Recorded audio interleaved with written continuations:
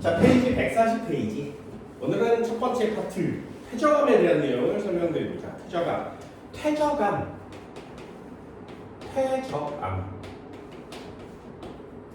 퇴저감은 돌멩이가 있었는데, 또는 지각이 있었는데, 이 녀석들이 일단 풍화 침식을 받아요. 이 풍화 침식을 받으면 돌멩이가 사이즈별로 나누어지겠죠. 그 사이즈별로 나누어지면 차곡차곡 이렇게 쌓이는 거예요. 이걸 퇴저감이라고 합니다. 그러면 무거운 게 아래쪽에 쌓이고, 그 다음 무거운 게 그 다음 쌓이고, 그 다음 무거운 게 이렇게 쌓이겠죠. 퇴저감은 그냥 쌓인 것이에요. 쌓이기만 한 것. 요 상태예요. 요게 마그마에 의해서 녹으면, 그래서 다시 돌멩이가 되면 화석암이라고 해요.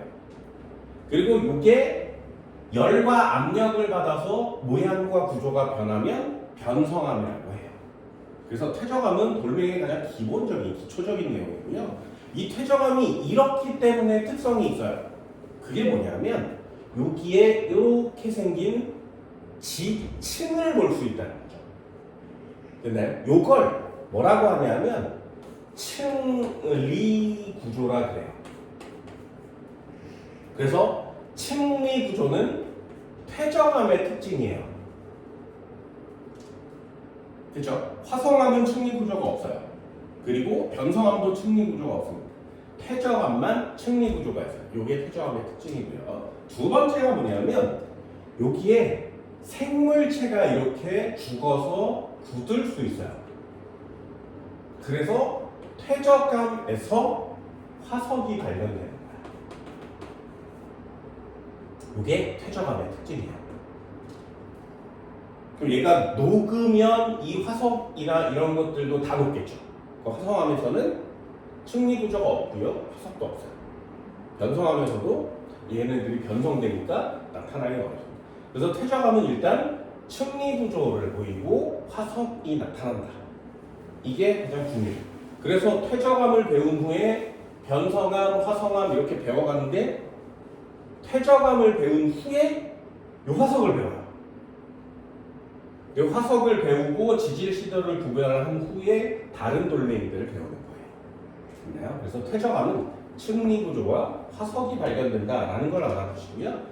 돌멩이들이 어떻게 무슨 돌멩이들이 쌓였는지에 따라서 퇴저감 이름이 정해지죠. 그래서 퇴저감 이름을 외우시면 됩니다. 자, 첫 번째 퇴저감이 생겨나는 과정이에요. 썩는 과정이 이렇게 써있고요. 다짐, 교결. 단어 어렵습니다. 다짐작용, 교결작용. 이렇게 두 가지가 퇴저감을 만드는 작용이고요. 퇴저감의 종류, 이거 외우셔야 돼요. 자갈이랑 큰 돌멩이가 뭉쳐서 생긴 퇴저감을 역암이라고 해요. 역암. 그리고 모래나 점토같이 좀 더 작은 애들이 모이면 사암. 진흙 같은 더 작은 애들이 모이면 셰일. 들어봤어요? 셰일? 들어봤나요? 여감, 사암, 셰일. 응해암은 화산재. 요거는 꼭 체크합니다. 응해암 화산재. 거기다가 힌트 하나 써주세요. 키층 이렇게 하나 써주십니다.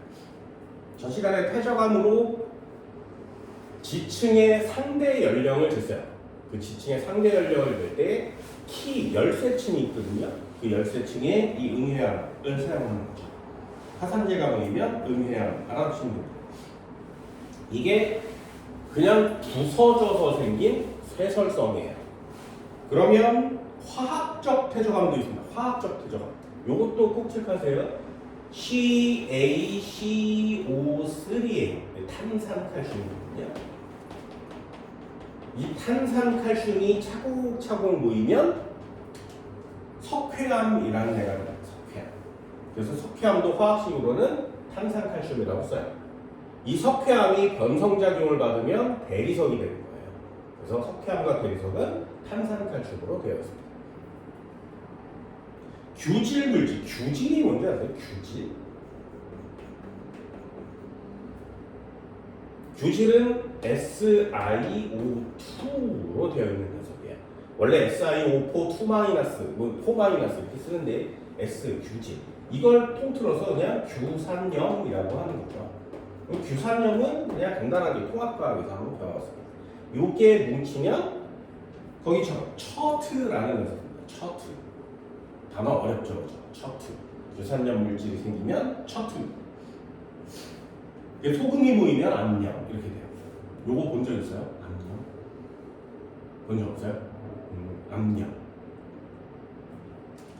생각보다 되게 많습니다. 바다였다가 나중에 육지가 된 곳에 산처럼 생긴 곳이 있는데 여기를 파면 속에 이 암염이 들어있는 곳이 있어요.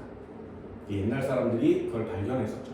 아주 옛날에는 우리나라 조선 전에 고구려 되게 오래됐죠. 그 당시에는 바다에서 소금을 얻는 방법이 그렇게 많지는 않았어요. 그리고 바다에서 소금을 얻기가 너무 어렵고, 그럼 내륙 지방에 있는 사람, 고구려는 위에 있잖아요. 내륙 지방에 있는 사람들은 소금이 너무 귀했습니다. 그래서 땅을 파서 이 암염층을 발견하면 부자가 되는 거예요. 소금을 팔 수 있습니다. 그래서 이 암염을 찾는 게 되게 중요한데 생각보다 많지는 않죠. 바다였다가 올라와야 지치니까. 땅에 나무들이 많으니까 저게 암염이 아닌 걸 타기가 어려운 겁니다. 그러다가 우연히 발견하는 건데, 옛날 사람들 중에 교회 박해, 그리스도 박해 때 사람들이 막 도망다니다가 암염이 파기가 쉬워요. 그래서 이 암염층을 파고 거기서 숨어서 생활하는. 그래서 예배당도 있고 거실도 있고 장례식장도 있고 무덤도 있어요. 사람들이 거기 모여서 방을 만들어서 집처럼 토구를 만들어서 사는 곳인 거죠. 그래서 그런 관광지도 있습니다. 거기 가잖아요. 모든 사람들이 뭐 하는지 알아요? 응. 모든 사람들이 다 그거 와 춥다 짜 뭐 이런 거다 그거 되게 아름답습니다. 색깔이 뿌연 이런 색이에요. 뿌연 그런 색으로 이렇게 되어 있습니다. 뿌연 크리스탈 유리처럼 생겼습니다. 굉장히 아름답죠. 빙하로 지어진 곳은 좀 푸르스름하거든요. 가봤어요? 네, 스위스의 인터라켄이라는 곳을 가면 거기에 융프라우라는 산을 올라가게 돼 있어요. 그런데 이 산이 이렇게 있고요. 스위스에서 가장 높은 산이에요. 산이 세 가지가 있거든요. 이 세 개가 여기 세 개 다 전망대가 있어요. 근데 이 가장 높은 산에 기차역이 여기 인터라켄이었는데 여기에서 기차를 타면 기차가 산을 이렇게 올라가요. 톱니바퀴로 이렇게 굴러가요. 기차 산을 올라가야 되니까 이렇게 가다가 터널 안으로 들어갑니다. 산 속으로 들어가는 거야. 그 산 속을 땅을 이렇게 판 거야. 그 산 속을 이렇게 가요. 마치 터널처럼. 가다가 여기서 내려줘요. 여기 휴게소예요. 여기서 내려줘. 그럼 사람들이 내려서 막 걸어가요. 터널 안, 그러니까 산 속이니까 되게 깜깜하잖아요.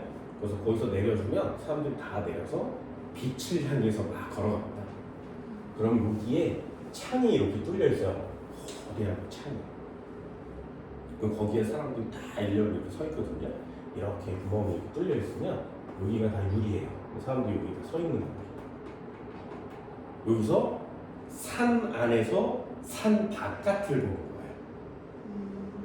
되게 특이하겠죠? 그러면 요 산과 산 사이로 이렇게 빙하가 흘러가는 모습을 볼 수 있어요. 정말 아름답죠. 근데 일반 사람들이야 그냥 눈이 덮여 있는 거거든요. 그런 건 눈 덮인 산인데 뭐 이렇게 얘기할 수도 있는데, 좀 관심이 있는 사람들은 그게 쌓이고 쌓이면 밀려서 U자리에 만드는 거죠. 그래서 빙하가 흘러가는 모습은 볼 수 없지만 이 빙하가 이렇게 형성된 모습들은 볼 수 있습니다. 정말 아름답습니다. 그러다가 또 막 타요. 타세요. 그럼 또 타요. 그럼 또 이렇게 달리잖아요. 이쪽에다 세워져요. 그럼 이쪽에 빙하가 이렇게 흘러가는 모습들도 볼 수 있어요. 이렇게 해서 막 가요. 그래서 천장에 꼭대기에 도달하잖아요. 그럼 내려줘요. 그냥 실제로 지하철역처럼 생겼어요. 내려서 막 걸어가면 이 벽, 천장, 바닥이 모두 다 얼음인 곳이 나타나요. 이 산이 이렇게 돼 있잖아요. 그러면 이 산은 원래 땅덩어리가 여기까지밖에 없는 거예요. 이 위에는 지금 빙하가 쌓여 있는 거죠. 얼음층. 그 얼음층 밖에는 눈이 쌓여요. 그래서 여기 내리면 그 빙하층을 지나갈 수 있어요. 거기에 의자도 만들어 놓고 이렇게 뚫어서 액자도 만들어 놓고 터널도 만들어 놓고 그래서 사람들이 거기를 걸어가는 거거든요. 거기 걸어가는 사람들은 다 뭐해? 맛은 안 봐요. 맛은 빙하잖아요. 암염은 짜니까 맛을 보는데 얘는 맛은 보지 않아요.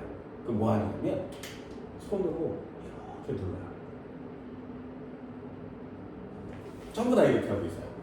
그러면 손자국 모양으로 이렇게 살짝 녹아요. 손바닥 자국을 내고 있어요. 여기 가면 정말 아름다운 수정룸에 들어와 있는 것 같아요. 수정룸에 들어가 본 적은 없지만 되게 아름다워요. 그래서 거기를 지나가면 엘리베이터가 있어요. 진짜요? 네. 그래서 엘리베이터를 타고 이 엘리베이터가 그 당시에는 내가 유럽에 갔을 때는 지구상에서 가장 높은 곳에 있는 가장 빠른 엘리베이터였어요. 얘를 타고 이렇게 가면 전망대가 나와요. 근데 그 눈은 안 녹아요? 네. 만년설입니다. 그래서 거기에 전망대에 가서 내리면 기념품 샵처럼 이렇게 꾸며져 있거든요. 그래서 거기에 내려서 밖으로 이렇게 문을 열고 나가면 눈 위에 이렇게 있는 거예요. 거기서 막 패러글레이도 하고 개썰매도 타고 눈썰매도 타고 그러면 거기 이렇게 딱 눈 위에 서 있으면 뒤에 구름이 있어요. 이게 한 4,000m 좀 안 되거든요. 그러니 구름이랑 같이 있을 수 있어요. 사진을 찍으면 구름이랑 같이 있어요. 구름이 이렇게 눈 높이 여기 가면 사발면, 컵라면, 신라면을 팔아요. 되게 비싸요. 한 10,000원, 14,000원 정도예요. 되게 비싸요. 여기서 먹는 사발면이 진짜 맛있거든요. 근데 한국 사람은 공짜예요. 진짜요? 네, 한국 사람만. 한국 사람이 여기 가면 쿠폰을 여기서 주거든요. 그걸 받든가 아니면 가서 한국 사람이에요 그래서 여권을 보여주면 그 사발면을 한국 사람만 공짜로 줘요. 거기서 이렇게 막 먹는 거죠. 다른 사람은 돈 내고 먹는데 한국 사람은 공짜로 먹고 공짜 얼마나 주나? 공짜는 다. 근데 왜 한국 사람들이 한국 사람이 많이 가요. 많이 가서 되게 좀 지금은 어떨지 모르겠지만 그때는 한국 사람들에 대한 특전들이 되게 많았어요. 지금 좀 더 많겠죠. K-팝의 혁신도 유명했어요. 여기는 추천이에요. 꼭 가보세요. 여기 30도, 여기 영하 2도. 그러니까 반팔 입고 갔다 얼어 뒤지는 사람들 막 머리 패딩 끄려고 막 이러거든요. 한 중간쯤 가면. 이런 것들도 진짜 아름답죠. 다른 데 가면 또 로마에 가면 해골과 사람 뼈다귀로 만들어진 성당도 있어요. 진짜 네. 사람 뼈다귀를 이렇게 싸서 공간을 만들어요. 그 해골을 막 쌓아서 공간을 만들어요. 카타콤이라는 것도 있고요. 카타콤은 옛날에 그리스도교 사람들이 로마 박해를 받아서 지하로 숨어 들어간 사람들, 그런 사람들 되게 많아요. 그런 사람들이 지하에 땅굴을 파서 사는 것들이에요. 근데 거기 가면 요금을 지불하고 입장을 하면 지하로만 내려가요. 그 지하에 공간들이 만들어지는 거죠. 나중에 유럽 여행을 가면 이런 것들도 한번 구경해보세요. 암염 맛봤고 멋지요. 남미는 아직 못 가봐서 유무니 사막 이런 데 가보고 싶거든요. 거기도 소금 호수처럼 펼쳐져 있는 곳들이 있습니다. 근데 가고 싶은데 이런 건 화학적 퇴적암이라고 합니다. 아래쪽에 유기적 퇴적암도 있거든요. 요것도 유기적 퇴적암, 탄산칼슘도 유기적 퇴적암이라고 쓰면 되는데 이 녀석은 조개 껍데기야. 탄산칼슘이 조개 껍데기, 굴 껍데기 뭐 이런 것들이거든요. 그런 것들이 모여서 돌멩이가 되는 거고 유기적 퇴적암은 생물체로 만드는 거예요. 석탄 퇴적암이에요. 네, 석탄 퇴적암입니다. 석회암 또 있죠. 그죠? 그래서 화학적 퇴적암도 있고 유기적 퇴적암도 있어요. 척추도 또 있잖아요. 그죠? 이게 규산염 광물이 그냥 태어난 게 아니라 규조류라는 게 규조류. 들어봤니? 규조류? 들어봤어요? 안 들어봤어요? 안 들어봤어요? 규조류 본 적은 뭔지 정확히 잘 뭔지 모르니까 본 적도 없겠죠? 그 모래를 보면 모래에 이렇게 알갱이들 있잖아요. 모래 무슨 색이에요? 아무튼 모래색이에요. 근데 모래를 보다 보면 자세히 본 적이 있는지 모르겠지만 모래를 이렇게 자세히 이렇게 쳐다보면 유독 반짝이는 애가 있어요. 자세히 본 적이 없죠? 네. 모래를 이렇게 나중에 한번 보면 이렇게 모래가 돌멩이처럼 생겼는데 유독 반짝반짝거리는 애가 있어요. 모래 속에 있거든요. 그 반짝이는 요만한 애들을 모아요. 이렇게. 그래서 그걸 모아서 녹이면 그래서 굳히면 유리가 되는 거예요. 유리는 그렇게 만들어요. 그게 뭐냐면 이 규조류의 껍데기예요. 나중인가? 규조류는 바닷속에 살고 있는 생물체예요. 플랑크톤입니다. 그 중에 하나의 일종인데 이렇게 세포가 단세포 생물처럼 이렇게 생겼잖아요. 세포가 이렇게 말랑말랑하게 생겼어요. 동물성 플랑크톤입니다. 근데 이 녀석의 특징은 조개처럼 껍질을 만들어서 살아요. 이렇게 생긴 껍질을 이렇게 만들어 살아요. 이 껍질이 투명하고 단단해요. 그래서 이 녀석이 나중에 세포 분열을 하게 되면 두 마리가 되잖아요. 네. 그러면 이 뚜껑 하나를 얘한테 줘요. 그리고 각자 알아서 해당하는 사이즈의 다른 것들을 이렇게 만드는 거예요. 그러다가 얘가 죽잖아요. 그러면 요 안에 있는 애만 죽어요. 그래서 요 뚜껑이랑 바닥에 있는 애가 바닷속에 떠돌아다니는 거죠. 그러다가 가라앉으면 그래서 흘러오면 흙 속에 또는 모래 속에 반짝이는 이 껍데기가 남는 거예요. 이 껍데기를 모아서 녹이면 유리가 돼요. 신기하죠? 옛날 사람들은 이런 걸 어떻게 알았는지 모래를 가열해서 만들거든요. 광석이도 이걸로 만듭니다. 그래서 투명한 반짝이는 애는 전부 다 이걸 만들어요. 이렇게 우리 유리 많이 쓰잖아요. 이 유리를 모두 다 이 규조류의 껍데기를 만드는 거예요.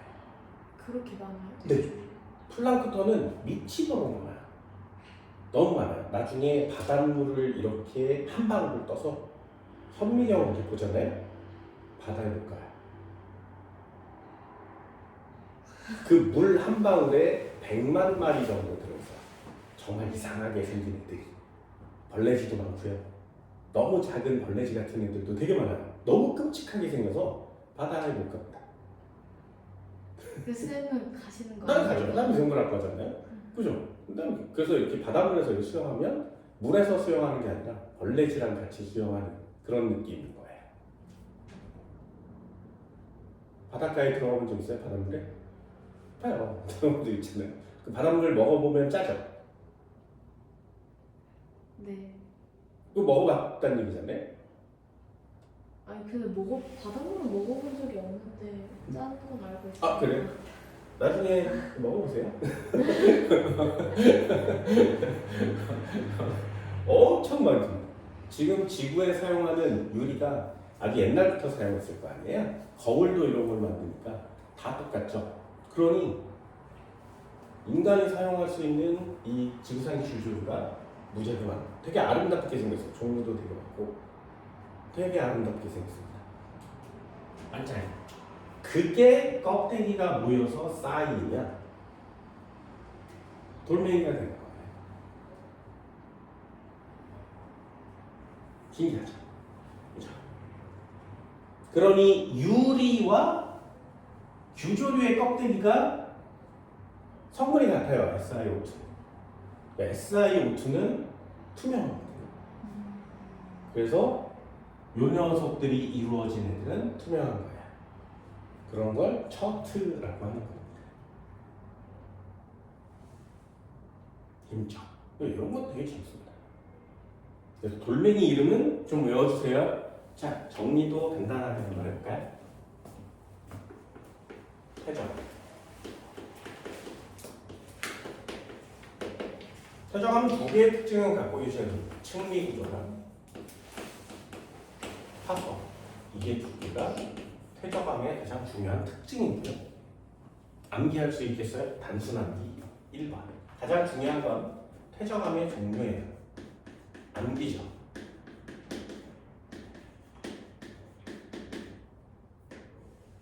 순서대로 한번 해볼게요. 1번. 쇠설성입니다. 쇠설성. 됐나요? 그럼 쇠설성. 가장 큰 돌멩이가 쌓이면 그거 하는 거야. 그걸 역암이라고 해요. 역암은 자갈이 주성분이에요. 그럼 요거보다 좀 작은 모래가 주성분이 되는 누구니? 사암. 그럼 진흙 같은 애들이 주성분이 되는 쉐일. 됐죠? 화산재가 쌓이면 네, 얘는 음회암 이렇게 쓴다. 음회암. 됐죠? 요거 쇠설성이에요. 분류하세요. 두 번째. 그럼 화학적으로는 화학적 퇴적암이 있습니다. 석회암. 석회암은 뭐가 쌓인 거라고? 네, CaCO3. CaCO3. 됐죠? 처트.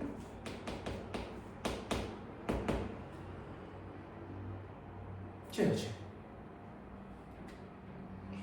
네, 그래서 그런 걸 규질이라고 하고요. 규산염이라고 합니다.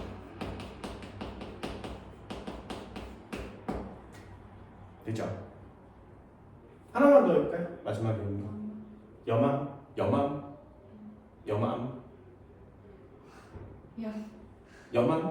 다른 거 좀. 맞잖아요. 염암 맞아요?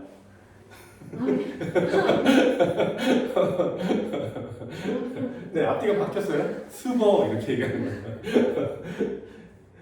암염 이렇게 씁니다.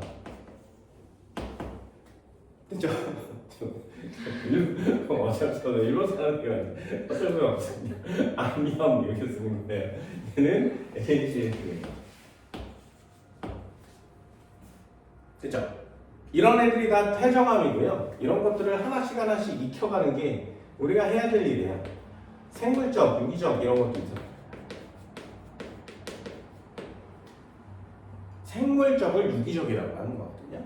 그러면 여기에 해당하는 거 여기 다시 쓰면 석회암 쓸 수 있다죠. 석회암, 탄산칼슘으로 되어 있는 거 딱딱해요. 조개 껍데기요? 네.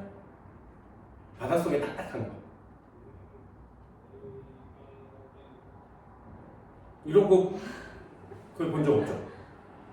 동물인데 딱딱한 거. 가재는 좀 그래요.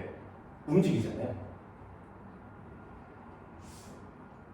바다에 제일 많아요. 동물인데 제일 많아요.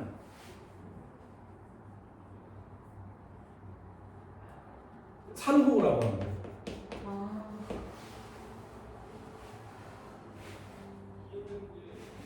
근데 걔가 딱딱해요. 네. 제주도 안 가봤어요? 가봤어요. 제주도 가봤어요? 제주도에 우도 가봤어요? 가봤어요. 우도 가봤어요? 우도에 가면 서빈백사라는 백사장이 있어요.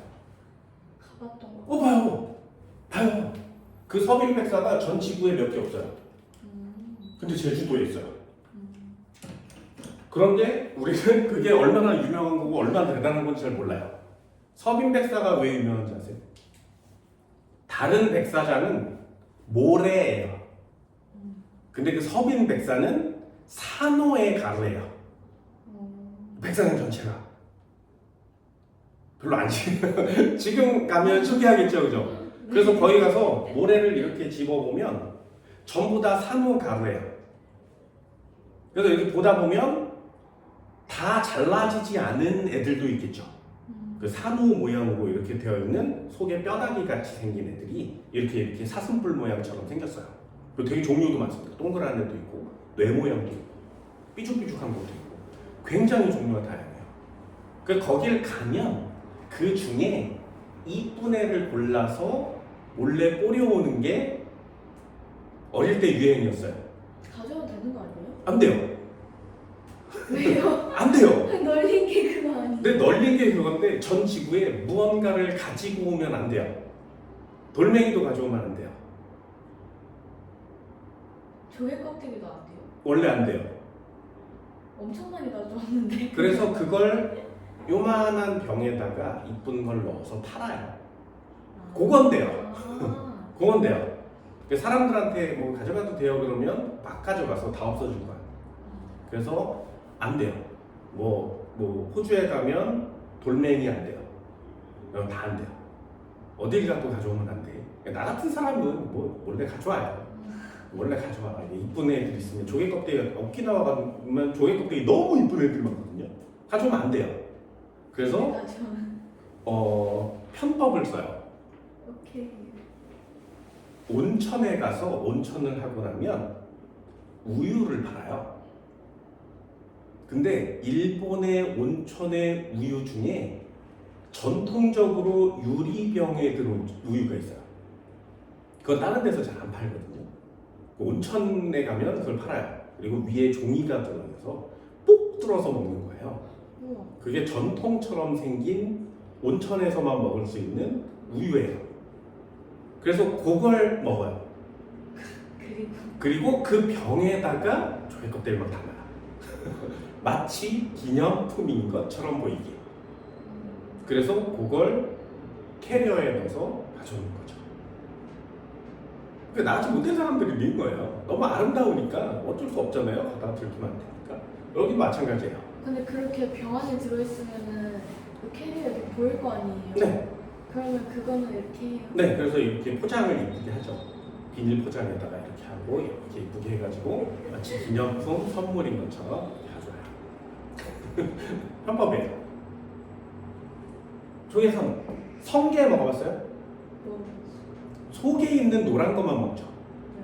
그거 까봤어요? 성게도 딱딱해요. 그리고 거기에 다리들이 이렇게 나와 있는 거거든요. 위에는 가시라고 하고 아래쪽은 다리가 있어요. 그래서 가시 다리를 이렇게 움직여서 이 동그란 애를 우주선처럼 이렇게 움직여 다니는 겁니다. 그럼 우리는 그 녀석을 가져다가 잘라서 열어서 그 안에 우미만 파먹는 거예요. 그런데 얘가 딱딱해요. 그래서 이 녀석을 성게를 많이 파는 동네에 가면 얘를 잘라서 열어서 얘를 파먹었잖아요. 얘를 버리죠. 그럼 껍데기가 다 소화가 돼서 또는 햇빛을 받아서 다 부패가 돼요. 그 껍데기가 녹아서 없어져요. 그럼 속에 있는 것만 남아요. 너무 아름답습니다. 속에 뭐가 있어요? 이 석회질 성분이 뼈다귀처럼 이렇게 동그랗게 남아있는 거예요. 성게가. 그래서 요 녀석이 이렇게 나오면 그 앞에 구멍들로 막 뚫려 있고요. 아름다운 패턴들이 막 있어요. 되게 아름답습니다. 그래서 그게 다 까먹으니까 온전하게 동그라미를 얻기가 되게 어려워요. 이렇게 돌아다니고 있는데 온전하게 동그라미 있는 애가 딱 있는 거예요. 훔쳐요 또. 그래서 그 녀석을 이렇게 집었는데 너무 잘 부서지거든요. 그래서 그 녀석을 이렇게 놓고 가져왔어요. 그리고 얘를 가져가야 되잖아요. 그래서 고민을 막 하다가 회를 먹으면 초장이랑 고추장을 주는 플라스틱 통이 있어요. 요만한 거, 뚜껑 이렇게 하는 거. 얘를 휴지로 감싸서 고기에다 넣고 뚜껑을 덮어서 캐리어에 넣었어요. 그래서 가져왔거든요. 그런데 집에 와서 캐리어를 열고 뚜껑을 열고 휴지를 열었더니 부서져요. 너무 속상하죠. 너무 안타까워요. 너무 안타까워요. 되게 아름답습니다. 그래서 의외로 딱딱한 애 많아요. 해삼 먹었어요? 네. 딱딱하죠? 네. 그거 얘예요. 멍게 먹었어요? 먹어봤어요. 껍데기 딱딱하거든요. 얘예요. 그러니까 자연계에 석회질을 갖고 있는 애들이 생각보다 많아요. 그게 바닷속에 많아서. 계란 껍데기도 다 이렇게 생겼고요. 굴 껍데기도 다 이렇게 생겼죠. 그래서 굴 껍데기를 다 먹고 버렸어. 조개 껍데기를 버린 애들이 한 곳에 이렇게 쌓이면 아 여기에 사람들이 옛날에 살았구나 라는 걸 알 수 있죠. 그래서 그걸 폐총이라고 해서 유적지를 할 때 중요하게 다룹니다. 그런 폐총들이 나중에 시간이 오랫동안 지나면 석회암으로 되는 거예요. 옛날에는 진짜 많았다는 거죠. 지구상에 제일 많습니다. 석회암. 어느 동네나 다 있어요. 그래서 땅을 파면 나오는 게 석회암이니까 옛날 사람들이 그 석회암으로 집도 짓고 조각도 하고 그래서 석회암 조각이나 석회암 건물들이 많죠. 프랑스에 가면 노트르담 성원이 있어요. 석회암도 있어요. 불국사 가봤어요? 사보탑, 석가탑 봤어요? 어릴 때 가봤어요. 그거 다 석회암이에요. 우리나라 석회암 많거든요. 석회암의 단점이 산성비가 내리면 녹아요. 산성에 되게 약해요. 탄산칼슘은 산이랑 반응하면 이산화탄소가 나오거든요. 녹아 없어지죠. 그래서 노트르담 성원이 모서리부터 녹아 없어지고 있어요. 독일의 쾰른 대성당도 모서리부터 녹아 없어지고 있거든요. 산성비가 내리기 전에 빨리 가서 봐야 돼요. 빨리. 그렇죠? 석회암으로 되어 있습니다. 또 하나, 셔틀. 생물의 셔틀가 누구라고? 위쳐. 똑같은 단어를 써요.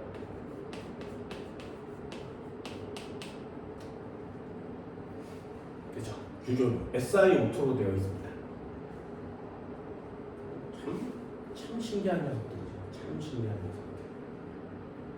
이런 거 잘해주세요. 하나 남은 거 뭐 있다고? 석탄.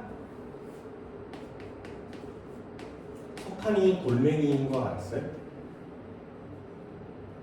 금대 퇴적암인 거 알았어요? 그건 모르겠어요. 석탄 뭘로 만들어? 친구. 네, 식물이요. 식물이요. 고사리로 만듭니다. 고생대부터 살아있었거든요, 고사리는. 그래서 고생대의 가장 유명한 생물체예요. 근데 지금도 살아있죠. 맛있어요? 고사리는 먹으면 죽습니다.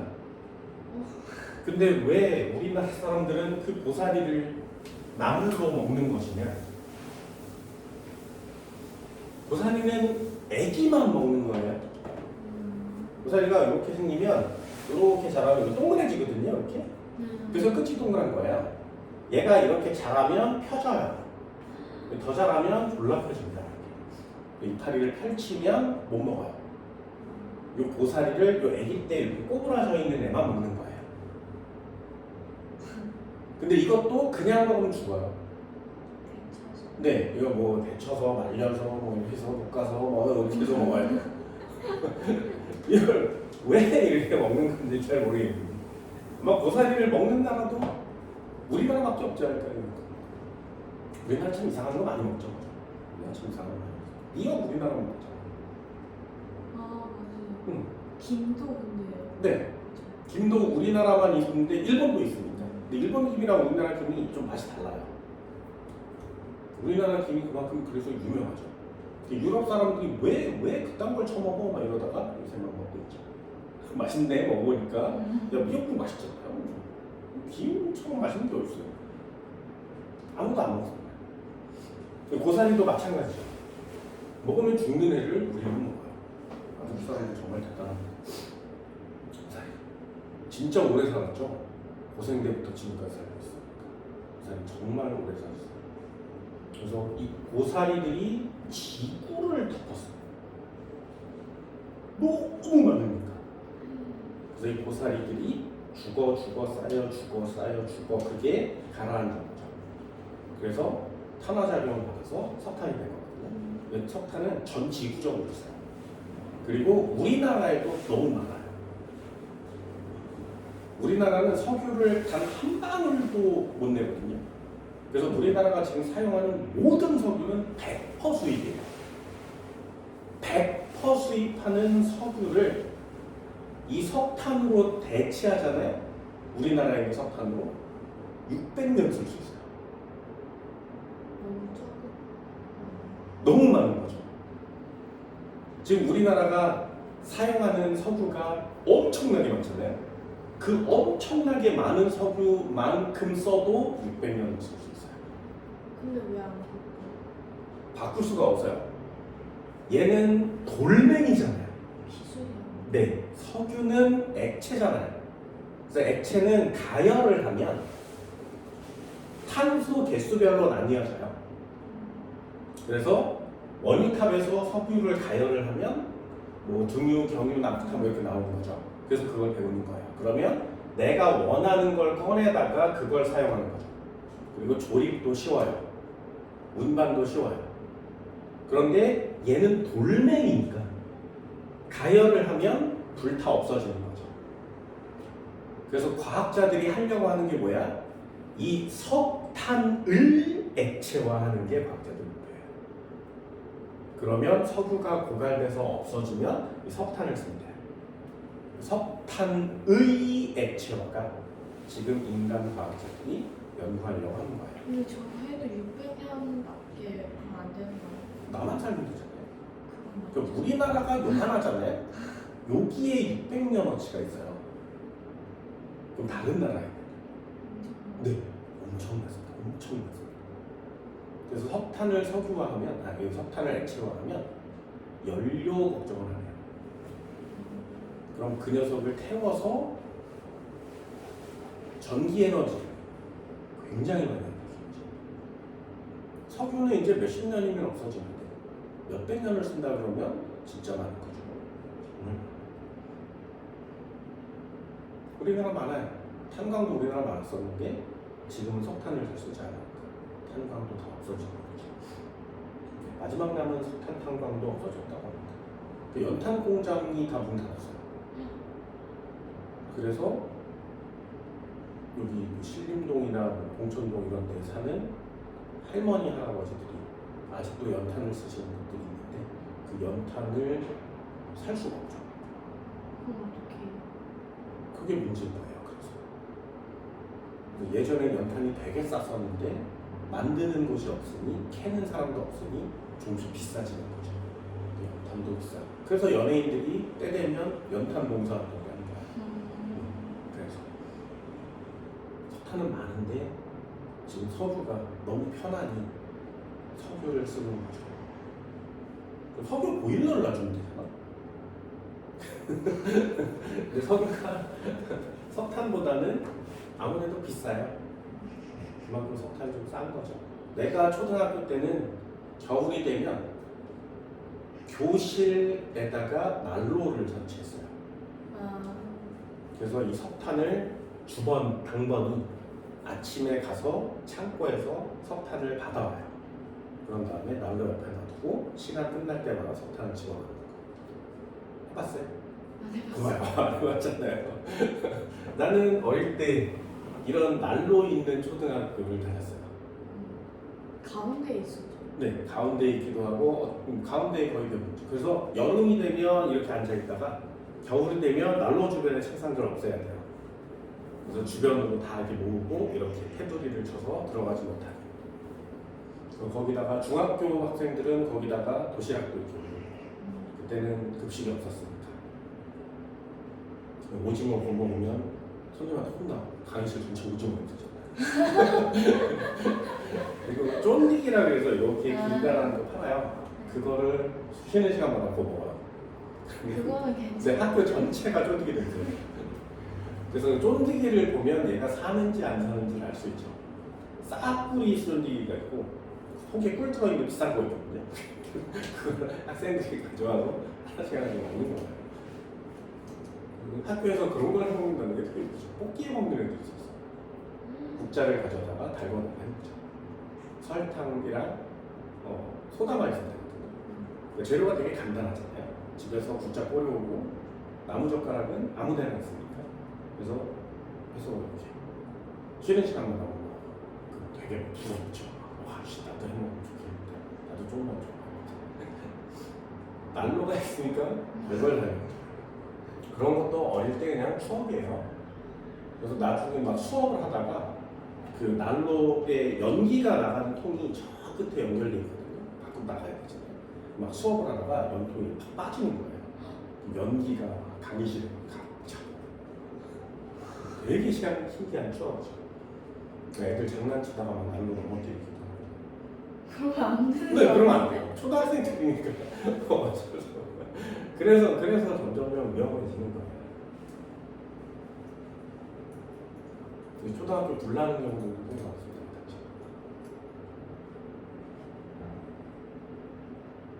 신기하죠? 이런 거 참 대단한 것 같아요. 두 번째도 한번 해볼게요. 거기 보면 해적암이 형성되는 과정입니다. 해적암이 형성.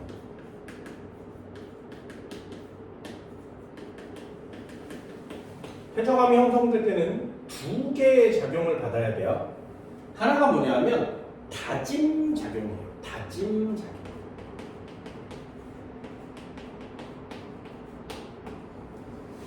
다짐.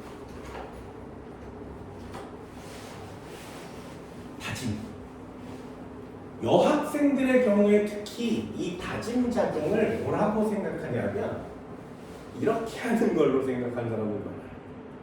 뭐 마늘 다지기, 뭐 이런 요리에서 얘기하는 다짐이라고 하는 사람들이 많습니다. 그거 아니에요. 다짐은 건축을 할 때 땅에다가 모래 같은 흙을 뿌리잖아요.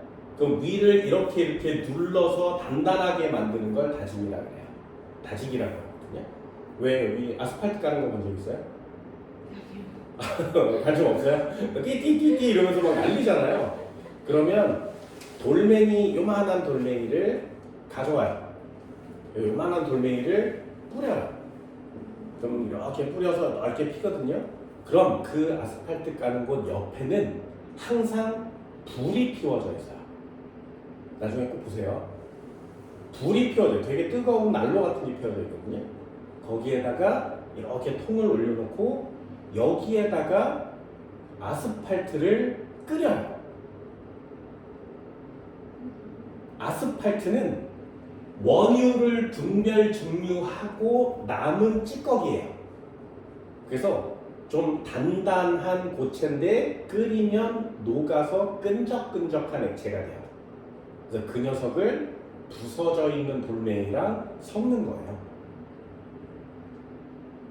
그래서 그걸 바닥에다 까는 거죠. 그리고 그 상태로 놔두면 안 돼요. 이따만한 롤러차가 와서 앞뒤로 이렇게 왔다 갔다 해요. 그래서 얘를 다져주는 거거든요. 그게 아스팔트예요. 아스팔트의 원리가 그건데 그거의 원리가 우리나라에 있어요. 그게 뭐냐면 강정이에요. 강정. 들어본 적 있어요? 그 먹는 강정. 네. 강정. 강정이 이렇게 생겼잖아요. 그럼 여기에 곡식, 콩, 뻥튀기, 쌀 이런 거 들어있잖아요. 이게 강정이거든요. 먹어봤죠? 어떻게 만들어? 뻥튀기 쌀을 갖고 와. 그런 다음에 이따만한 통에 넣고 설탕을 녹여요. 조청으로 하는 게 아니었어. 뭐 조청으로 해도 돼요. 조청으로 하면 잘 안 굳어서. 아. 이거 좀 비싸서. 조청으로 하면 얘가 쫄깃쫄깃 찐득찐득해지고요. 설탕으로 하면 좀 바삭바삭 딱딱해져요. 얘를 녹여요. 그래서 얘를 붓는 거죠. 그래서 얘를 버무리면 끈적한 곳에 알갱이가 있는 거예요. 그래서 판때기로 꽉 하고 누르면 이렇게 생겨서 자르는 거죠. 이게 아스팔트예요. 도로는 그렇게 깔아요. 그러니 석유가 없으면 아스팔트를 깔 수가 없어요. 아스팔트라는 애가 없잖아요. 그러면 로마 시대처럼 지금도 유럽은 그렇게 생겼거든요. 유럽에 가봤어요? 안 가봤어요? 그러면 보기가 되게 어렵습니다. 나중에 한번 가보세요. 자동차가 다니는 길인데 이 도로가 아스팔트 아니에요. 로마 시내의 도로는 어떻게 생겼냐면 돌멩이가 이렇게 생겼어요. 돌멩이가 이렇게 있어요.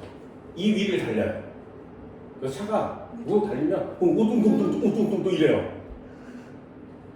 근데 이 돌멩이가 위에서 보면 이렇게 돌멩이거든요. 여기가 막 다니면 닳고 닳아서 맨질맨질해지는 거예요. 그래서 생각보다 많이 울퉁불퉁하진 않아요. 근데 이 녀석 밑에 어떻게 돼 있냐면 이렇게 길다란 돌멩이에요. 굉장히 길다란 돌멩이를 이렇게 관처럼 만들어서 걔를 박아 놓은 거예요. 그래서 그 위를 이렇게 달리는 거예요. 이렇게 생겼어요. 이게 로마 시대부터 내려오는 도로 가는 방법이에요. 그럼 처음 다니는 차들은 이제 울퉁불퉁. 네, 그래서 이게 옛날부터 이렇게 생겼으니까 위에가 매끈하게 달아 없어진 거예요. 그러다가 누구는 긴데 누구는 달아 없어져서 요만한 애도 있을 수 있죠. 누구는 좀 더 짧은 애들도 있을 수 있죠. 시기적으로 좀 차이가 날 테니까. 그래서 얘가 달아 없어져서 요만한 게 나타나면 새 걸로 갈아 끼우는 거예요. 그래서 매번마다 갈아 끼우는 사람들이 생기는 거예요. 그래서 항상 이렇게 돌멩이처럼 딱딱해지려면 다짐 작용이 필요해요. 근데 저 방법이 우리나라에서 하는 것보다는 훨씬 친환경적이에요. 당연하죠. 석유가 없어도 되잖아요. 없어도 되잖아요. 그리고 몇천 년 동안 쓰고 있죠. 근데 우리나라 아스팔트는 이게 두께가 이렇게 차이가 나야 되는데 원래 이만큼 두껍게 깔면 그러면 사고도 안 나고 빵꾸도 안 뚫릴 거 아니에요. 그래서 이 두께를 조정하는 것도 토목공사예요. 밑에 지반이 약하면 좀 얇게 조정을 해서 깔아야 돼요. 지반이 강하면 좀 두껍게 깔 수 있대요. 얘가 약하면 이 무게를 못 견디니까 또 부서질 수 있죠. 그래서 자동차를 타고 가다 보면 이렇게 빵꾸 같은 것들이 막 뚫려요. 거기에 자동차가 지나가면 타이어가 덜콩 나중에 타이어가 터지기도 하고 자빠지기도 하고 되게 위험합니다. 아스팔트는 꽤 편한데 꽤 위험하죠. 유지보수를 계속 해야 되니까. 우리나라는 요즘 싱크홀 막 전 세계적으로 뚫리잖아요. 그게 돌멩이 위에 아스팔트를 깔았는데 여기가 없어지는 거죠. 총체적 난국인 거예요. 아스팔트를 많이 두껍게 깔면 비싸죠. 중간에서 돈을 이렇게 쭉 해먹으니까 원래 이렇게 깔아야 되는데 그만큼만 까는 거예요. 그래서 아스팔트가 막 휘고 금가고 막 이런 거거든요. 두께를 우리는 알 수가 없잖아요. 그리고 밑에 상하수도관이 지나가는데 그 관을 땅에다 묻을 거니까 싼 걸 쓰는 거예요. 그러면 부식도 잘 되고 파열도 잘 돼요. 그럼 거기서 물이 새어나와서 흙을 쓸어가는 거죠, 조금씩. 그 밑에가 빈 공간이 돼버리면 뻥 뚫리는 거예요. 또 되게 총체적 난국인 거야. 그래서 싱크홀이 발생했다는 건 되게 위험한 거예요. 굉장히. 우리나라 지금 많이 발생하고 있죠. 옛날에 깔았는데 지금 생기는 거죠. 다짐 작용을 잘해야 돼요. 그래서 나도 못 가봤습니다. 캄보디아라는 나라가 너무 위험해서 못 가봤거든요. 앙코르와트라는 사원이 있어요. 발견된 지 얼마 안 됐는데 늪에 지어져 있어요. 늪은 이렇게 들어가면 막 빠지는 데 있잖아요. 거기에 사원이 지어져 있어요. 어떻게 지었어? 우리나라들도 그걸 마찬가지거든요. 우리나라도 전 세계적으로 건축물을 지을 때 땅을 다져야 돼요. 그게 되게 중요해요. 어떻게 다지는지 알아요? 이만한 쇠 몽둥이를 가져다가 사람이 이렇게 서서 이렇게 쪄요. 일이요? 이렇게. 어느 세월에 다해요. 그러니까요. 피라미드를 어디다 졌어? 사막에다 졌죠. 봐요. 거기 다 다지는 거예요. 다지는 흙을 가져다가 전부 다. 무덤이나 건축물 이런 것들도 전부 다. 이렇게. 그래서 유적의 위에 있는 애들이 다 없어져서 파괴가 된 곳에 맨 바닥은 전부 다 기초 상태가 되어 있는데 거기에 요만한 사이즈의 자극들이 있어요. 사람들이 일렬로 서서 이렇게 하는 거. 왔다 갔다 하면서 또 흙 붓고 또 싸고 흙 붓고 또 싸고 이 짓이 제일 오래 걸린대요. 그 위에 차곡차곡 쌓는 거예요. 근데 자연계에서는 이 다짐이 저절로 일어나야 되잖아요. 그러니 시간이 되게 오래 걸리는 거죠. 암석이, 퇴적암 이런 것들이 만들어지는 건 진짜 오래 걸립니다.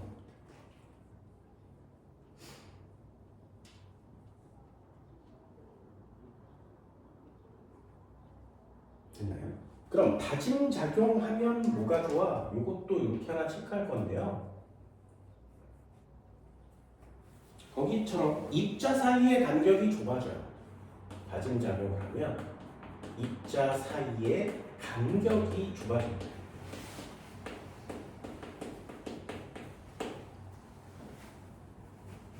됐지? 병에다가 뭐 설탕이나 고춧가루 이런 거 담아본 적 있어요? 그럼 막 쏟아부으면 막 이렇게 차이죠? 그때 꼭 하는 짓 있잖아요? 탕탕탕. 그게 얘예요. 우리 항상 그런 걸 하고 살아요. 항상 언제나 과학적으로 사는 거죠. 이게 얼마나 대단하니? 그렇죠? 이걸 뭐라고 하냐? 이거 좀 어려운 단어가 있습니다. 여기에 큰 돌멩이가 있고 작은 돌멩이가 이렇게 쌓여 있잖아요. 그럼 얘를 퉁퉁퉁 치면 작은 돌멩이가 이 공간을 메꾸는 거지. 그럼 위에 또 쌓을 수 있죠. 여기 이렇게 메꿀 수 있어요. 그러면 입자와 입자 사이의 간격이 좁아지는 거죠. 요 간격을 뭐라고 하냐? 그래서 요거 그냥 한번 해보는 거예요. 입자 사이의 간격을 뭐라고 하냐면 공극률이라고 해요. 공극 되게 어려운 단어야. 빈 공간이라는 뜻이거든요. 공극률이 감소해요. 이렇게 쓰는 거예요. 이게 좀 지구과학적으로 좀 어려운 단어니까 한번 좀 보도록 합시다. 두 번째 방법은 그거 단어 신경 쓰셔야 돼요. 교결작용이라고 합니다.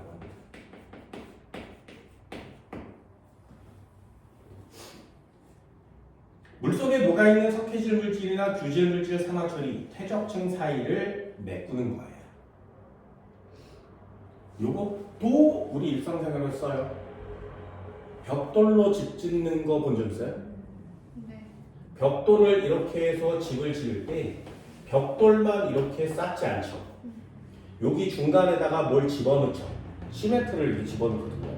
그래야 위에 또 쌓으면 또 단단해지죠. 이거 어디서 또 본 적 있어요? 매일마다 봐요. 욕실에 타일이에요. 매일마다 우리는 봐요.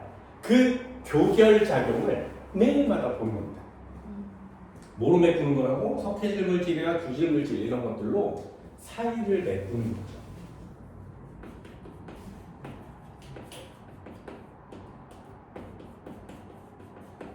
이런 것들을 사용해서 이런 것들로 사이를 메꾸는 거예요. 이걸 교결이라고 해요. 예전에는 영어로 배웠었는데 지금은 거의 한국말로 다 바뀌어져 있습니다.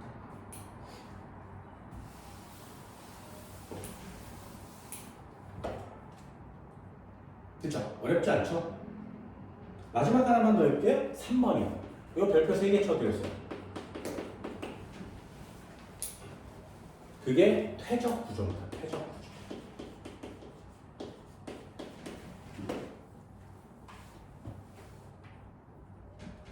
참 신기해.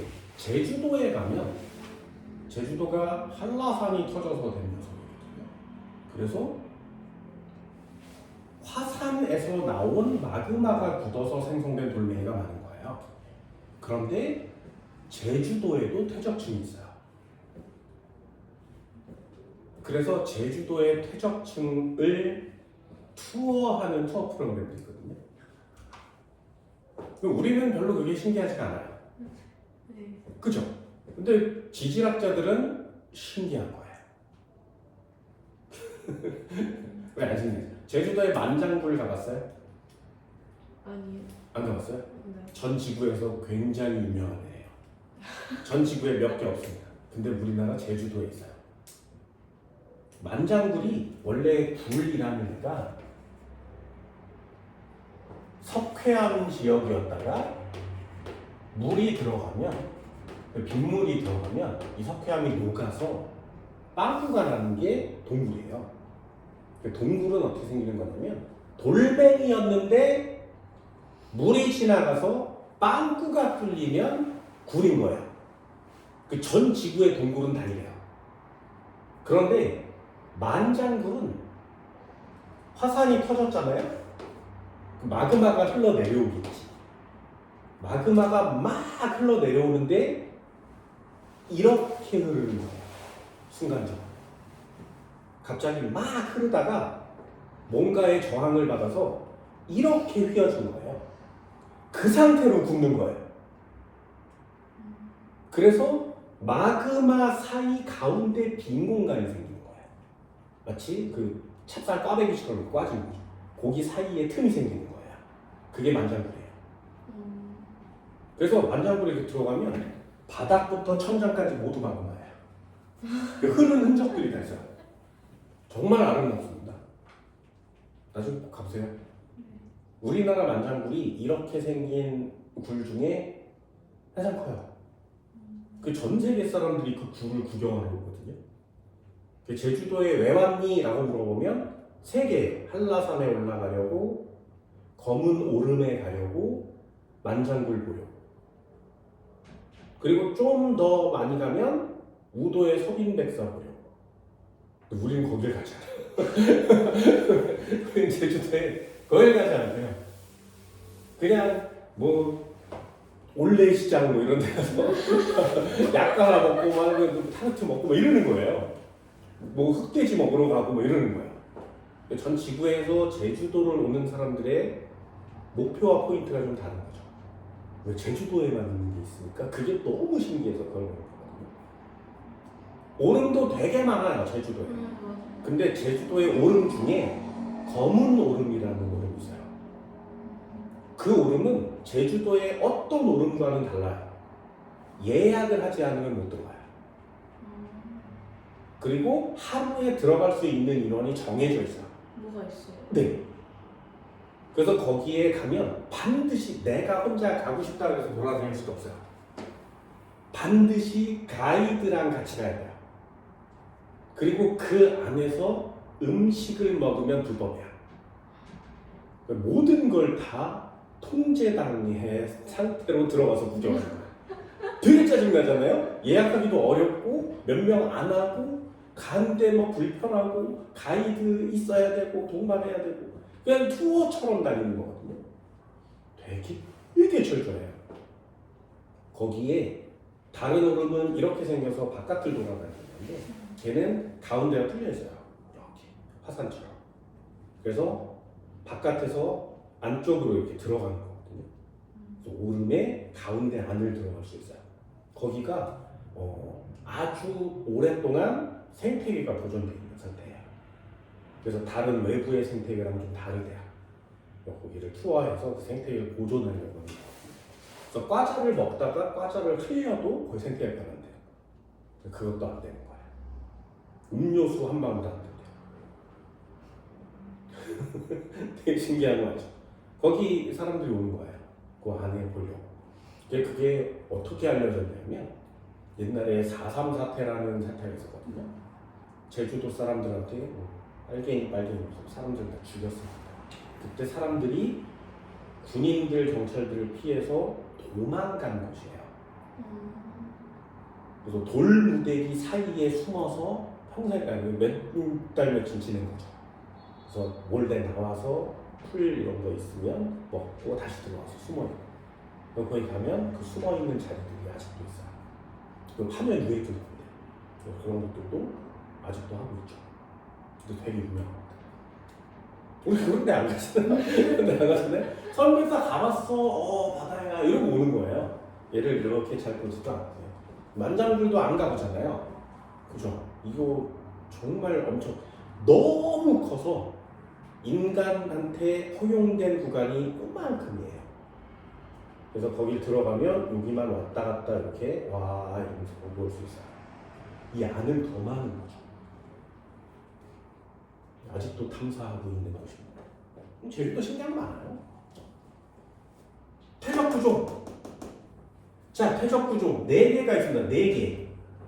그 4개는 반드시 별표를 치고 외우세요. 왜? 퇴적 구조를 보면 지층에 쌓인 순서나 가장 중요한 거 역전됐는지도 알 수 있어요. 그리고 무엇에 의해서 퇴적암이 생겼는지도 알 수 있습니다. 그래서 이 퇴적 구조를 이 앞에 있는 것보다 훨씬 중요하게 봐야 해서 별표 3개를 쳐드렸습니다. 첫 번째가 뭐냐면 이름이 사층리입니다. 사층리. 자, 잘 보세요. 층리는 누구 거라고? 퇴적암 거라고 그랬죠? 사자는 무슨 사자야? 모래예요. 그래서 모래가 쌓여서 된 녀석을 사층리라고 합니다. 그럼 모래가 쌓였다는 얘기는 물이 흘렀겠니? 건조하겠니? 네, 사막 같은 것들이에요. 그래서 건조한 지역에 모래가 바람이나 물을 타고 이동해 와서 쌓인 거예요.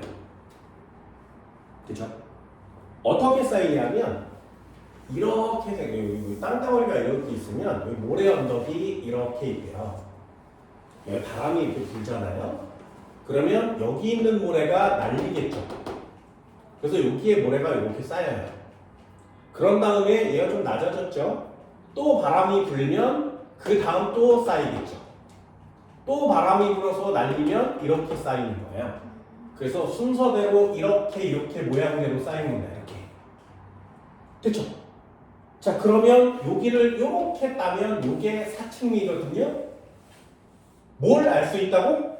지층의 이동 방향을 알 수 있어요. 됐죠? 그럼 바람이 어디서 어디로 분 거야?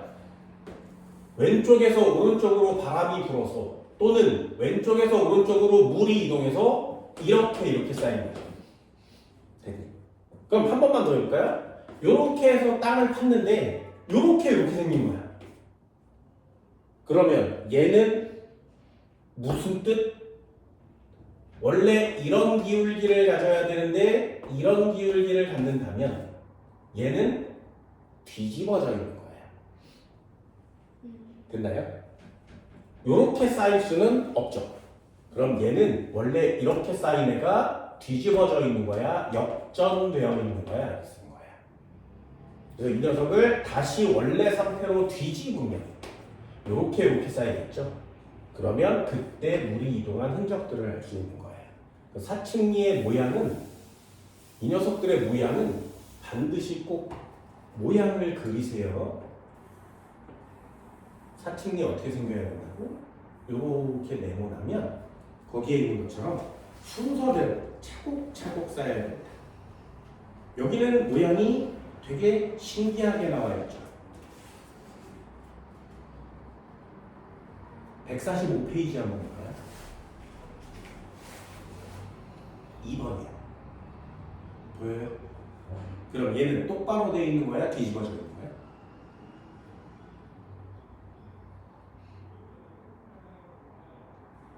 그렇잖아요? 똑바로 되어 있으면 어떻게 된다고? 이렇게 쌓인다고. 똑바로 되어 있으면 어떻게 된다고? 이렇게 쌓인다고. 그런데 얘는 이렇게 돼 있죠. 뒤집어진 거예요. 그럼 어느 쪽으로 뭐가 흘렀니? 이걸 맞추는 게 우리가 해야 될 게 있죠. 그래서 여기 꼭 그리세요. 이렇게 쌓여야 됩니다. 이렇게. 반비례 곡선을 그리셔야 돼요. 이게 사층리고요. 이동 방향은 이쪽에서 이쪽 방향 이렇게 이동한 거예요. 이렇게 꼭 그려놓으셔야 돼요. 됐나요?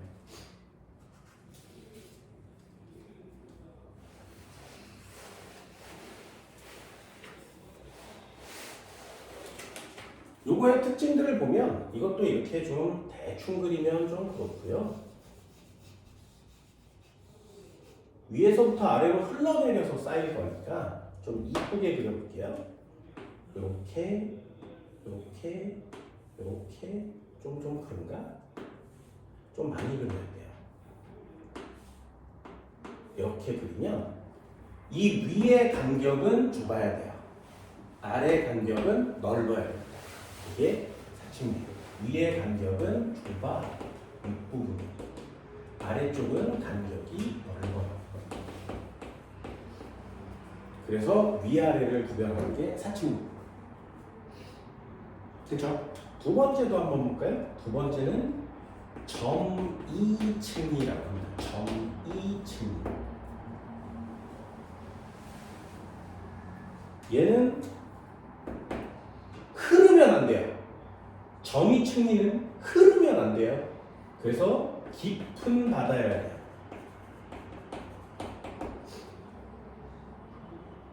어떻게 쌓이는 거야? 이렇게 있으면 여기다가 흙을 확 부으면 무거운 게 빨리 떨어지겠죠.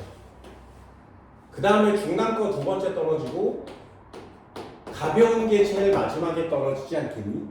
그래서 요렇게 딱 쌓여 있는 거, 알갱이의 순서대로 쌓여 있는 걸 점이층이라고 해요. 그러니까 어디 지층을 딱 팠더니 아래 가벼운 게 있고 셰일, 삼, 여감 이런 순서대로 쌓여 있으면 얘는 점이층인데 뒤집어져 있는 거죠. 그래서 지층이 역전되어 있는지 아닌지를 보는 거예요. 그게 사층입니다. 점이층입니다. 그래서 점이층리 모양도 한번 그려보면 순서대로 쌓여 있어야 돼요. 동글동글이 아래쪽에, 위에 좀 작은 거, 위쪽으로 갈수록 좀 작은 거 이렇게. 그래서 윗부분은 작은 애, 아랫부분은 큰 애, 무거운 애 이렇게 쌓여 있어요. 점이층. 됐나요? 한 칸만 더 볼까요? 그걸 건열이라고 합니다. 연흔이 먼저 나오네요. 연흔을 먼저 써줄까? 책처럼? 연흔. 연흔이 뭔지 아세요? 들어봤어요? 안 들어봤어? 서해바다 가본 적 있니? 너 다 가봐야 돼. 다 가봐야 된다. 바닷가에 가면 말이야. 바닷물이 이렇게 있으면 이렇게 바닷가에 파도가 이렇게 치죠. 그런데 이 얕은 바닷가에 가면 여기에 바닷물 모양대로 이렇게 생긴 돌멩이 구조가 생겨요. 그래서 이 상태로 물이 빠지잖아요. 그러면 뻘밭, 지륵밭이 이런 상태로 이렇게 있는 데가 있습니다. 요걸 연흔이라고 해요. 요게 이 상태로 돌멩이가 된 거예요. 그러면 연흔은 어디서 생겨?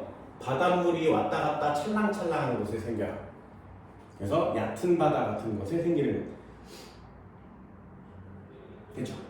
그래서 연흔 어디 생긴다고? 얕은 바다에 생기고요.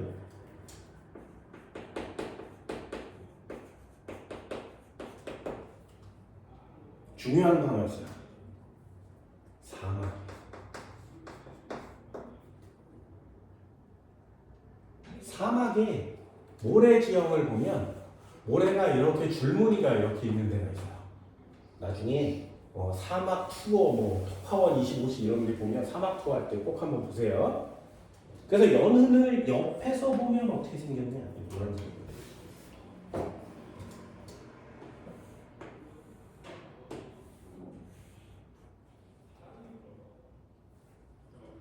울룩불룩 그린다. 울룩불룩.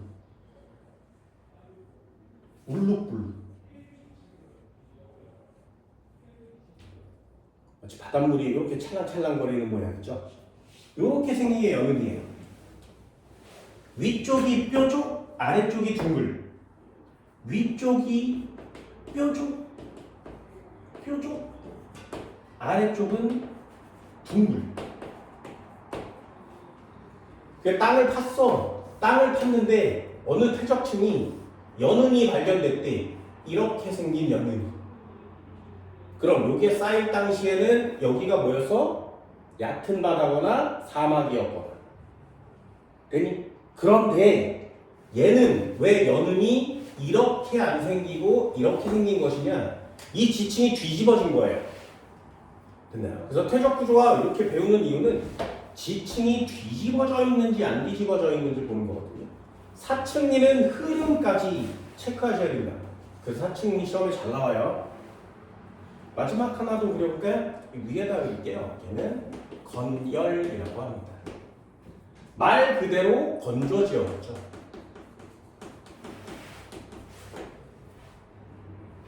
얘는 눈바닥처럼 땅덩어리가 있으면 이렇게 갈라지는 거예요. 말라서 갈라지는 거죠. 이걸 건열이라고 합니다. 그럼 얘를 지층을 타서 보면 어떻게 보여? 요 틈이 뾰족하게 보이는 거예요. 그래서 건열은 이렇게 생겼는데 그 지층을 파보면 어떻게 생겼다고? 원래 땅덩어리가 있었는데 얘가 이렇게 쭉 있어야 되는데 여기 사이가 말라 비틀어져서 잘라진 거죠. 그래서 여기가 뾰족한 게 잘라진 거예요. 요러면 건열. 그럼 어느 지층을 팠는데 얘가 뾰족이 위에 있어 이렇게. 얘는 뒤집어진 거죠. 그래서 지층이 퇴적 구조를 보면 역전됐는지 안 했는지를 볼 수 있습니다. 얘를 지우면 되지. 이렇게 해서 같이 넘겨볼까요? 이렇게 뾰족, 뾰족. 그래서 위쪽은 평평, 아래쪽은 뾰족. 이게 건열의 모습이야. 왜 위아래를 이렇게 표시해 준다고? 뒤집어져 있는지 안 뒤집어 있는지 모르는 거니까.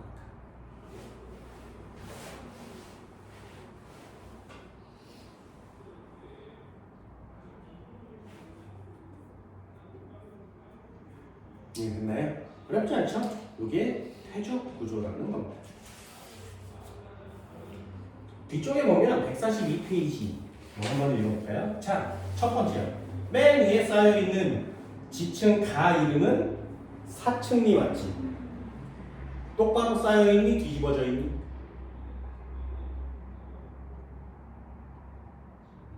됐어요? 네, 뒤집어져 있어요. 그러면 어느 방향으로 흘러야 된다고?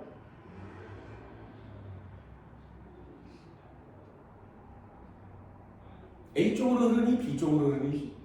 이해됐어요? 요거 어떻게 해야 돼? 근데 여기다 사람을 그려놓으면 돼요. 미끄럼 타는 것처럼. 그쵸? 그러면 사람이 미끄럼 타고 내려올 거 아니겠니? 그러면 그쪽 방향으로 이동하는 거예요. 졸라 쉽죠? 낯이 앞서간 사람들 이렇게 외우는 거야. 그러면 안 틀릴 수 있으니까. 됐죠? 나는 연음이에요. 똑바로 돼 있니? 뒤집어져 있니? 네, 얘도 뒤집어져 있어요. 그럼 마지막에 점이층이요. 똑바로 돼 있니? 뒤집어져 있니? 네, 뒤집어져 있어요. 그럼 이 지층은 쌓여 있는데 전부 다 뒤집어져 있는 상태라는 거죠. 그럼 뒤집어져 있는 층까지만 뒤집으면 되는데 얘는 다 뒤집어져 있지. 그러니까 한꺼번에 바꾸는 거예요. 그럼 누가 제일 먼저 쌓인 거야? 사층리가 제일 먼저, 그 다음에 연흔, 그 다음에 점이층 이렇게 쌓인 거죠. 그럼 처음에는 얘처럼 건조한 모래가 막 흐르던 땅이었는데 얕은 바다가 됐다가 깊은 바다가 된 거야. 그럼 땅이 점점점 아래로 가라앉은 거지. 물을 차면서. 이해되니? 이게 지층을 판별하는 방법들인 거예요. 그쵸? 이런 거 왜 배우는지 알겠지? 퇴적 환경은 다 외우십니다. 선상지 들어봤어요? 선상지. 한문으로 하면 좋은데. 선상지. 요게 선이 무슨 뜻이야? 부채란 뜻이야. 산은 모양이란 뜻이고요. 지는 땅이란 뜻이지. 부채 모양의 땅이라고 합니다. 왜 생기냐면 이렇게 강물이 이렇게 흐르다가 강물은 흐르겠죠, 그러다가 바깥으로 나오면 이렇게 흩어지는 거 맞죠? 여기에 땅이 이렇게 쌓이는 거예요. 이게 부천명이죠. 그래서 이걸 선상지라고 합니다. 그럼 선상지는 강의 상류에 생기니 하류에 생기니. 네, 이걸 쓰는 거예요. 그런 걸 쓰는 거예요. 됐나요? 빙하, 범람원 이런 건 한번 들어봤죠. 연안 지역에 생기는 거 삼각주. 삼각주랑 선상지는 좀 달라요. 이게 얘는 그냥 이렇게 생긴 강물에 생기는 거예요. 강물은 바다랑 다르죠. 이 육지의 얘기예요. 그래서 육상 환경이고요. 삼각주는 강물이 끝나면 여기에 바다가 있는 거예요. 그러니까 바다가 있으면 이 녀석이 훨씬 더 멀리 퍼져나가거든요. 그걸 삼각형 모양의 삼각주라고 하는 겁니다. 삼각주는 바다, 선상지는 육지 이렇게 나누셔야 돼요. 조간대 들어봤어요? 조간대, 해빈, 사주 이거 들어봤나요? 석호 들어봤어요? 석호가 어디야? 그건 모르겠는데. 석호가 경포대예요. 경포대 가봤어요, 강릉이? 강릉 안 가봤어요? 경포 호수가 이렇게 있으면 강릉은 다 이렇게 생겼어요. 여기가 바다고요. 여기가 육지예요. 여기에 경포대 해수욕장이 있거든요. 여기에 호수가 있어요. 얘가 경포 호수예요. 그리고 여기서 차를 타고 이렇게 가면 여기 호수가 또 있어요. 이렇게 차 타고 가면 여기 또 호수가 있어요. 얘가 석호예요. 바닷가 주변에 퇴적물들이 쌓여서 바다와 육지를 갈라놓은 거야. 여기 물이 가둬지겠죠. 이런 걸 석호라고 합니다. 이런 거 안 나갔나요? 역시 전 지구를 돌아다녀야 퇴적지역 지구과학을 좀 잘할 수 있게 되는 거죠. 이해했어요? 퇴적함 할 수 있겠어요? 자, 뭐가 제일 중요하다고 시험에 나오는 게 제일 중요한 거 맞지? 그치? 여기에다 저걸 끼겨 넣으면 이렇게 합쳐서 맞추는 거예요. 됐죠? 그러니 이 퇴적 구조가 퇴적층에서는 가장 중요한 거예요. 되셨나요? 절판 줄게요. 잠깐 쉬어요.